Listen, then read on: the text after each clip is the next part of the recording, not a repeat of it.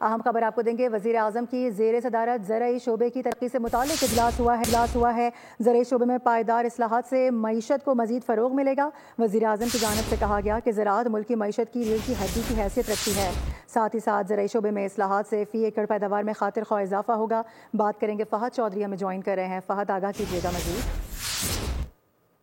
زیر صدارت سے جائزہ اجلاس ہوا جس میں وزیر اعظم نے کہا کہ زراعت ملکی معیشت کی ریڑھ کی ہڈی کی حیثیت رکھتی ہے اور زرعی شعبے میں پائیدار اصلاحات سے ملکی معیشت کو مزید فروغ ملے گا۔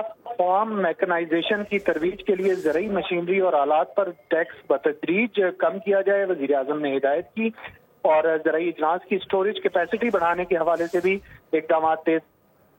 وزیر اعظم نے کہا کہ صوبوں کا زرعی شعبے کی ترقی کے لیے نئے منصوبے اور فنڈز کی فراہمی خوش آئند ہے۔ امید ہے کہ زرعی اسکالرشپ پر چین بھیجے جانے والے افراد وطن واپسی پر زرعی شعبے کے فروغ کے لیے بطور انٹرپرنور قابل قدر خدمات انجام دیں گے، اور ساتھ ہی یہ بھی کہا کہ زراعت کے شعبے میں ترقی سے سب سے زیادہ فائدہ کسانوں اور دیہی علاقوں کے رہائشیوں کو ہوگا۔ زراعت کی ترقی کے لیے آئندہ بجٹ میں کھاد اور زرعی ادویات پر ٹیکس نہیں لگایا جا رہا۔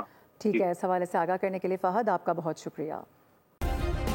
سبسکرائب کریں اور بیل دبائیں تاکہ کوئی خبر رہ نہ جائے۔